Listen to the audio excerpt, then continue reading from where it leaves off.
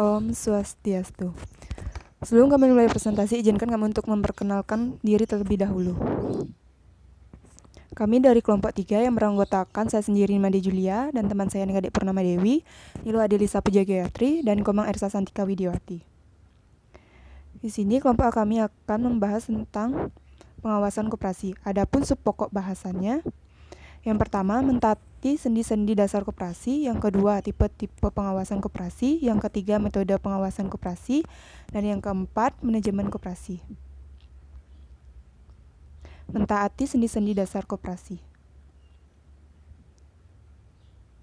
Menurut sejarah koperasi, sendi-sendi dasar koperasi mulanya dirumuskan oleh kaum buruh di Inggris yang mendirikan koperasi Rochdale, yang kemudian dikenal dengan sendi-sendi dasar Rochdale.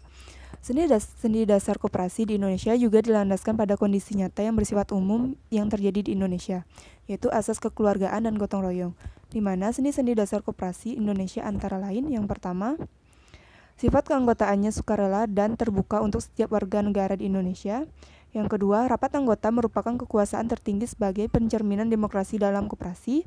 Yang ketiga, pembagian sisa hasil usaha diatur menurut jasa masing-masing. Yang keempat, adanya pembatasan bunga atas bunga dan modal. Yang kelima, mengembangkan kesejahteraan anggota khususnya dan masyarakat pada umumnya. Yang keenam, usaha dan ketata laksanaannya bersifat terbuka. Dan yang terakhir, swadaya, swakerta, dan swasembada sebagai pencerminan daripada prinsip dasar dan percaya pada diri sendiri. Sendi-sendi dasar ini merupakan intisari dari dasar-dasar kerja koperasi sebagai organisasi ekonomi yang berwatak sosial. Dasar-dasar kerja ini merupakan ciri khas dari koperasi dan justru oleh karena itu membedakan koperasi dengan badan ekonomi lainnya. Koperasi sebagai kumpulan orang yang bergerak di lapangan ekonomi harus terbuka untuk anggota-anggotanya karena mereka lah yang memiliki dan membinanya. Tanpa modal percaya atau yakin akan kemampuan dan kekuatan sendiri, tidak mungkin timbul kegiatan koperasi yang sungguh dari, oleh, dan untuk anggota. Maka kegiatan koperasi berdasarkan atas prinsip swadaya, yaitu kekuatan atas usaha sendiri, swakerta yaitu hasil buatan sendiri, dan swasembada yaitu kemampuan sendiri. Yang kedua, tipe-tipe pengawasan koperasi. Pengawasan adalah suatu usaha sistematik untuk membuat semua kegiatan perusahaan sesuai dengan rencana. Setiap koperasi mengadakan pengawasan dengan tujuan agar pelaksanaan kegiatan sesuai dengan rencana yang sudah ditetapkan. Ada beberapa alasan yang dapat diberikan mengapa hampir setiap koperasi menghendaki adanya proses pengawasan yang baik. Alasan-alasan tersebut antara lain yang pertama, para pemimpin koperasi dapat lebih cepat mengantisipasi perubahan lingkungan. Yang kedua, koperasi yang besar akan lebih mudah dikendalikan. Dan yang ketiga, kesalahan-kesalahan yang dilakukan oleh anggota organisasi dapat dikurangi. Berdasarkan waktu melakukan pengawasan, dikenal ada 3 tipe pengawasan, yaitu pengawasan pendahuluan, pengawasan kegiatan, dan pengawasan umpan balik. Pengawasan pendahuluan. Pengawasan ini juga sering disebut steering control. Dirancang untuk mengantisipasi penyimpangan standar dan memungkinkan koreksi dibuat sebelum kegiatan terselesaikan. Bersifat lebih aktif dan agresif dengan mendeteksi masalah-masalah dan mengambil tindakan yang diperlukan sebelum suatu masalah terjadi. Yang kedua, pengawasan kegiatan. Pengawasan ini sering disebut sebagai pengawasan iya tidak, dilakukan selama suatu kegiatan berlangsung. Tipe ini merupakan proses di mana aspek tertentu dari suatu prosedur harus disetujui terlebih dahulu atau syarat tertentu harus dipenuhi terlebih dahulu sebelum kegiatan-kegiatan bisa dilanjutkan atau menjadi semacam peralatan double check yang lebih menjamin ketepatan pelaksanaan suatu kegiatan. Yang ketiga, pengawasan umpan balik. Pengawasan ini juga sering disebut sebagai past action control, yaitu mengukur hasil-hasil dari suatu kegiatan yang telah dilaksanakan. Sebab-sebab penyimpangan dari rencana atau standar ditentukan dan penemuan-penemuan diterapkan untuk kegiatan-kegiatan serupa di masa yang akan datang. Pengawasan ini bersifat historis, pengukuran dilakukan setelah kegiatan terjadi. Yang ketiga, metode pengawasan koperasi. Secara garis besar, pengawasan koperasi dapat dibagi menjadi 2 metode, yaitu metode kualitatif dan metode kuantitatif. Metode pengawasan kualitatif dilakukan oleh manajer untuk menjaga performance organisasi secara keseluruhan, sikap serta performance karyawan. Metode pengawasan kuantitatif dilakukan dengan menggunakan data, biasanya digunakan untuk mengawasi kuantitas maupun kualitas produk. Ada beberapa cara yang dilakukan untuk mengadakan pengawasan kuantitatif, antara lain dengan menggunakan anggaran, mengadakan auditing, analisis break-even, analisis rasio, dan sebagainya. Selanjutnya, materi keempat yaitu manajemen koperasi. Pengertian manajemen adalah proses merencanakan dan mengambil keputusan, mengorganisasikan, memimpin, dan mengendalikan sumber daya manusia. Pengertian koperasi adalah sekelompok orang yang memiliki tujuan sama dan dihimpun dalam satu organisasi dengan asas kekeluargaan untuk meningkatkan kesejahteraan para anggota di dalamnya.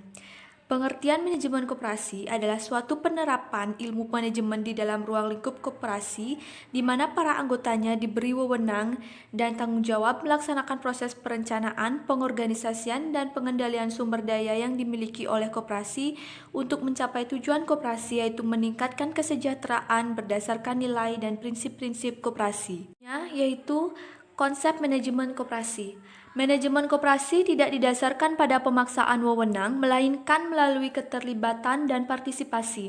Para manajer profesional koperasi menggunakan metode yang sama seperti manajemen pada umumnya. Hanya saja nilai-nilai dan tujuan yang harus diperjuangkan metode itulah yang membuat manajemen koperasi unik dan berbeda dari manajemen lainnya. Fungsi utamanya adalah mengupayakan kepemimpinan koperasi bagi anggota dan pengurus terpilih di dalam pengembangan kebijakan dan strategi yang akan memberdayakan koperasi dalam mewujudkan cita-cita atau tujuannya. Prinsip manajemen koperasi. Yang pertama, keanggotaan bersifat sukarela dan terbuka. Yang kedua, pengelolaan dilakukan secara demokrasi. Yang ketiga, pembagian SHU dilakukan secara adil. Yang keempat, pemberian balas jasa yang terbatas pada pemodal. Yang kelima, kemandirian. Yang keenam, pendidikan perkoperasian. Dan yang ketujuh, kerjasama antar koperasi. Selanjutnya yaitu proses manajemen di koperasi.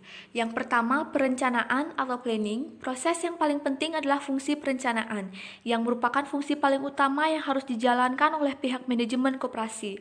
Pengurus dan manajer di koperasi harus menyusun perencanaan penggunaan sumber daya manusia, modal, sarana fisik, dan informasi yang dimiliki koperasi untuk mencapai tujuan koperasi yang telah disepakati oleh para anggotanya.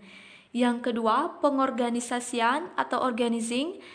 Pengorganisasian merupakan perencanaan dan pemeliharaan sistem peran atau proses pengaturan dan pengalokasian kerja, wewenang, dan sumber daya di kalangan anggota organisasi dalam upaya mencapai tujuan organisasi secara efektif dan efisien. Selanjutnya yang ketiga yaitu actuating dan leadership. Actuating dan leadership merupakan suatu proses menggerakkan dan menjalankan organisasi agar orang-orang yang diberi tugas, wewenang, dan tanggung jawab dapat bekerja menjalankan tugas untuk mencapai tujuan organisasi yang telah ditetapkan. Yang keempat, pengawasan atau controlling. Pengawasan adalah suatu proses untuk menetapkan pekerjaan apa yang sudah dilaksanakan, menilainya, dan mengoreksinya dengan maksud agar pelaksanaan pekerjaan sesuai dengan rencana yang telah ditetapkan.